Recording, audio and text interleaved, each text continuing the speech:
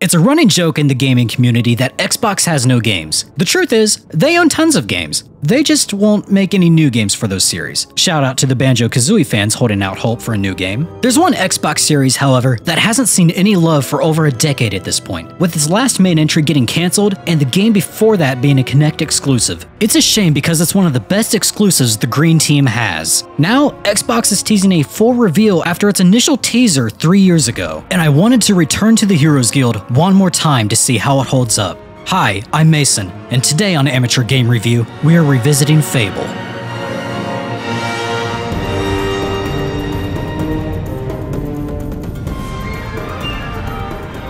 I'm excited to talk about Fable today. I've played through the Fable series years ago, starting with Fable 3, then Fable 2, and then Fable Anniversary when it released back in 2014. That was the last time I've touched the series. To be honest, I completely forgot that Fable existed. The last time I thought about Fable was probably when Fable Legends was cancelled. To make matters worse, Xbox announced a reboot back in 2020, and nothing has been heard about it since, until a week before the Xbox 2023 showcase. The official Xbox Twitter possibly teased that some Fable news would be shown at the showcase. Whether it's a remastered collection or an update on the reboot, we'll have to wait and see. Either way, the teaser gave me the motivation to return to Fable, and my god, I was hit with nostalgia right as the game loaded up. As soon as you see the start menu, you instantly get a good idea as to what Fable is going to be about. From the artwork for the background, to the main menu that's designed to resemble a book, and a fantastic opening theme composed by Danny Elfman. Fable instantly gives you the feeling of a high fantasy, choose-your-own-adventure novel, and that's exactly what Fable is under the surface. Whether you're playing the original 2004 release or the 2014 Anniversary remaster, you instantly get this comforting, warm feeling. There's also quite a bit of orange leaves falling on the roads and on the trees still, so if you're someone like me who loves the fall time, that just amplifies that comforting feeling. But it just says something about a game when the main menu alone can make you feel like you're about to embark on an adventure. Obviously, Fable's graphics haven't aged well, especially the faces and animations of the characters, but the music, sound design, and art direction of Fable are still strong enough that the game doesn't need the latest, most advanced graphics to set the tone it wants to portray. The environments still look great, the armor and style of the character design stand out, and the demon doors and other fantastical creatures are still iconic 19 years later. However, these elements alone aren't enough to create an epic fantasy game. You need a good story, a heroic tale to make the player imagine themselves as a mighty hero, or a powerful villain, and that's what Fable does best with its story. I think we need to work on this some more. The story begins in the village of Oakvale. The protagonist, a young boy, dreams about growing up to become a member of the Heroes Guild. He imagines himself as a noble knight protecting the innocent. Other times, he dreams of becoming an evil warrior, bringing darkness over the land of Albion.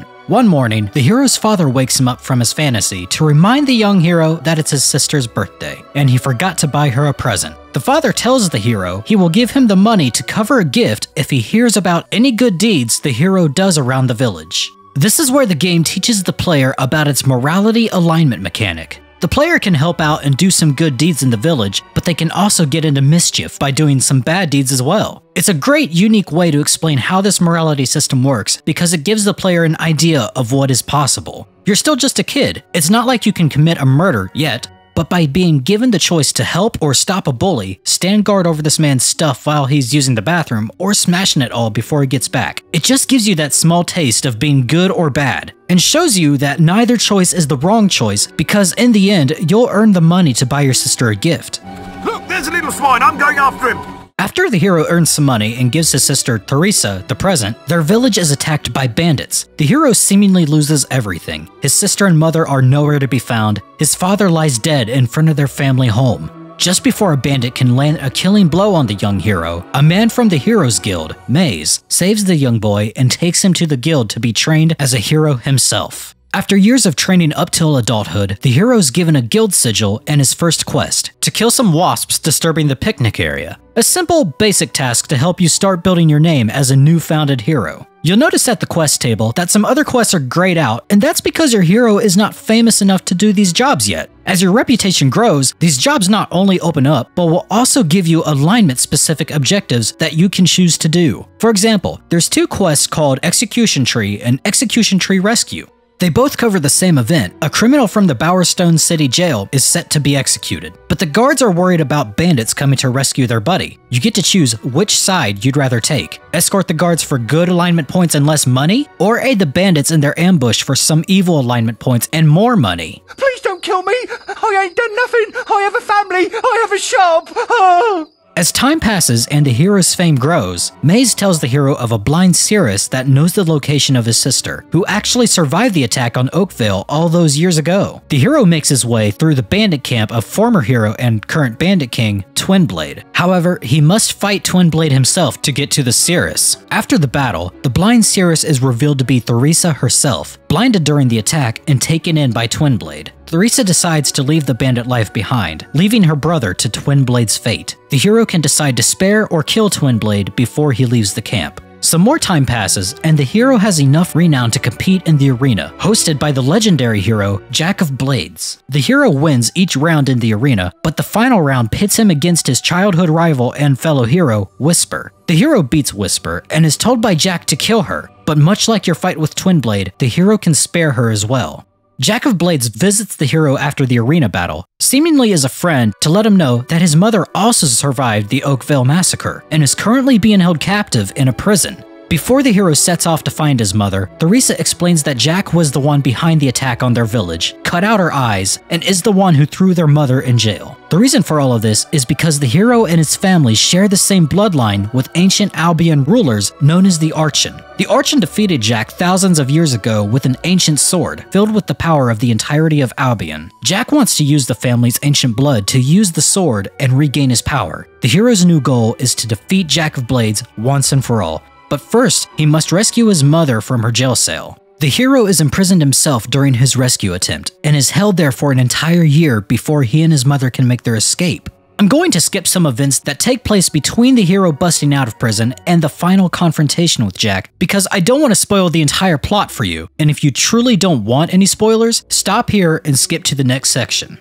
After the hero defeats Jack of Blades, he's given one final choice to make. The choice to destroy Jack's mask, stopping him once and for all, and bringing peace to the land of Albion, or wear the mask and let Jack's soul take over his body, becoming the most powerful, evil warrior in all of Albion.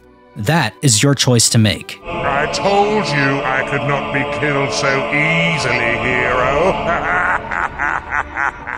Fable's story is simple, but it's a fun, fantastical journey that's there to let the player define their hero. There's so much lore and rich world building that is very well put together, but the main point of Fable is, do you want to be good or do you want to be evil? It's as simple as that. There's no gray moral dilemmas that the player has to face. There's no complexity or wondering if your good choice will negatively affect something later on.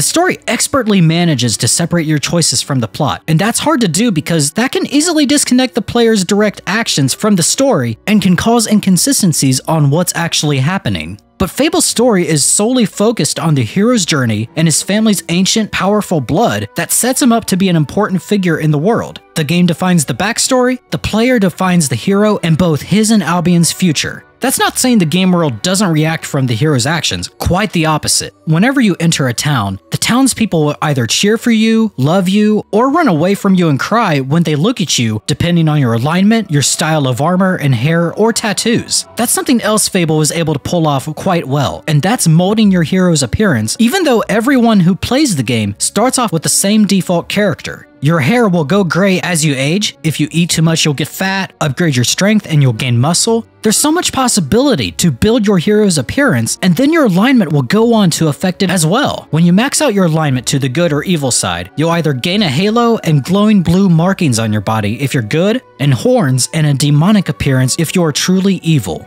By the end of Fable, you're either the greatest hero that ever lived, who will be remembered for centuries as the one who saved Albion from Jack of Blades, or the most powerful, evil hero who gave Jack a way to finally take over the world.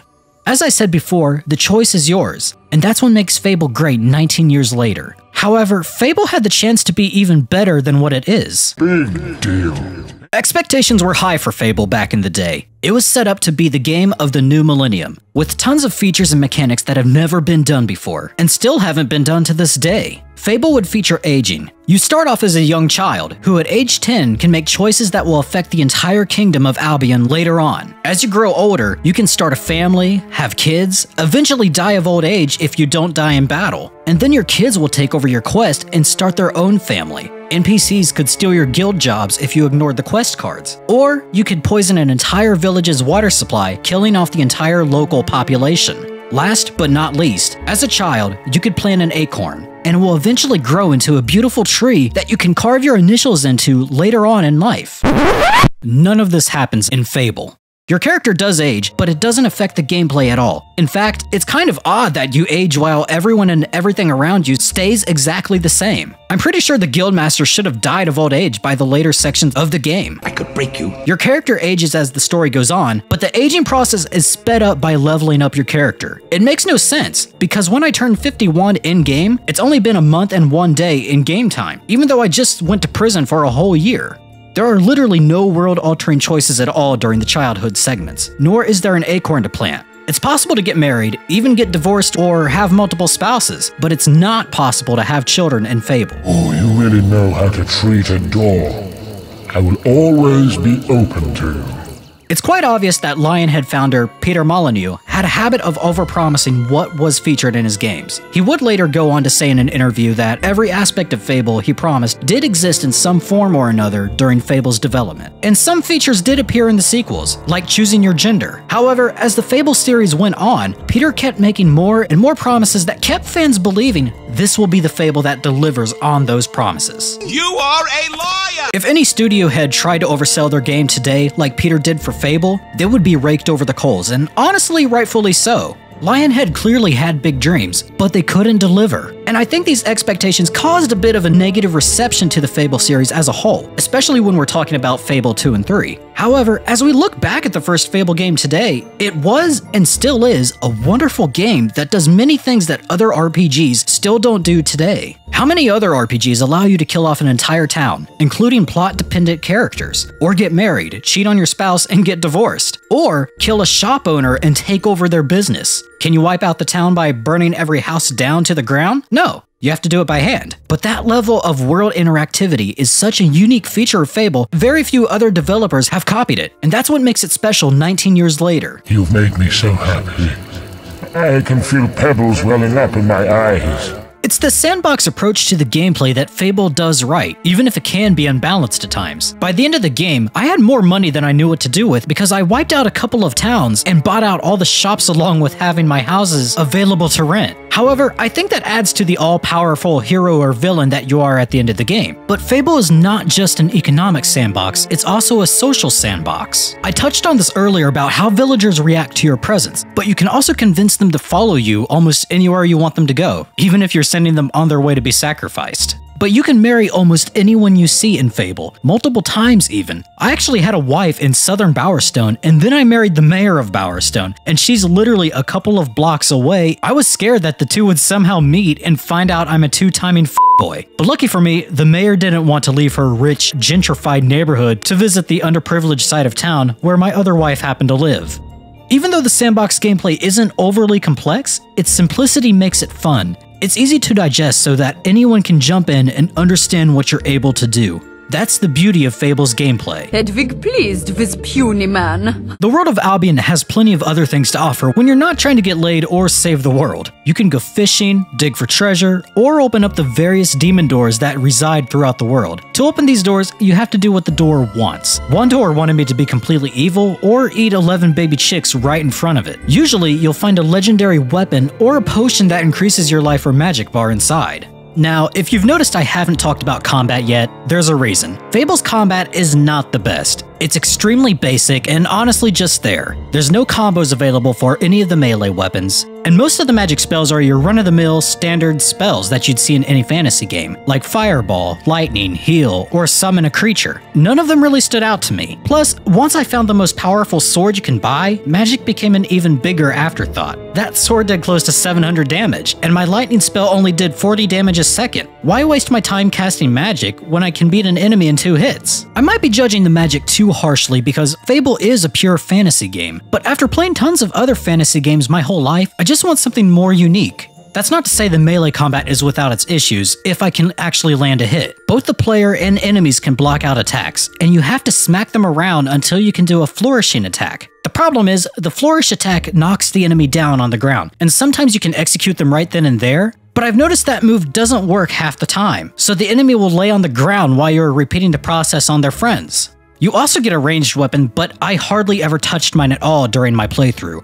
With that said, I didn't think the enemies were fun to fight.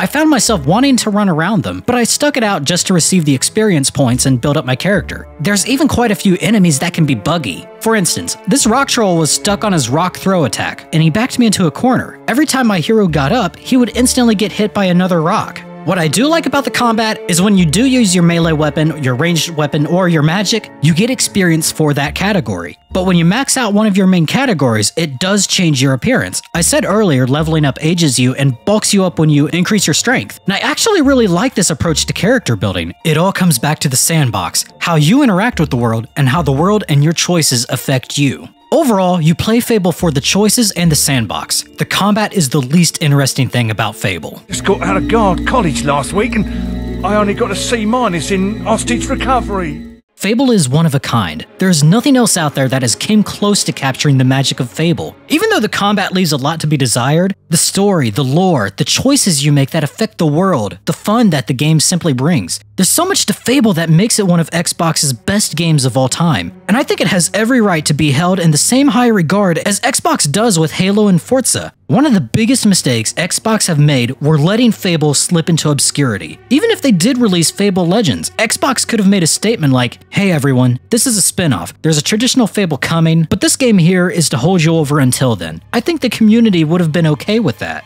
Thankfully, Fable is getting a reboot. It was announced back in 2020, and Xbox have been quiet about it since. I know that might worry some of you who have played and love Fable, but I'm actually quite optimistic about the reboot. For one, it's being developed by Playground Games. If you're not familiar with them, they're the developers for the Forza Horizon series. I'm not into cars or racing at all, but I've played Forza Horizon 3 through 5, and they're all expertly made games. What makes me more confident in their ability is that they're British. I know that sounds odd, but Fable is full of British-style comedy. A good example, if you're not familiar with that style of humor, are the Monty Python films. Fable 3 even had John Cleese for a voice acting role. It's something that is deeply rooted in Fable that it just has to be in the reboot. I'm not saying Playground has to copy everything from the original trilogy or try to make a Fable 4 even, but I believe Fable has to stick to the comedy style, the interactive world, but most importantly, Fable has to make the player feel like their choices matter. The reboot's world needs to be just as interactive as the original Albion. I prefer it if Playground would evolve this mechanic further, but it needs to at least be on par with the originals. It doesn't need multiplayer, and it sure as hell does not need to be a live service game. It just needs to be Fable.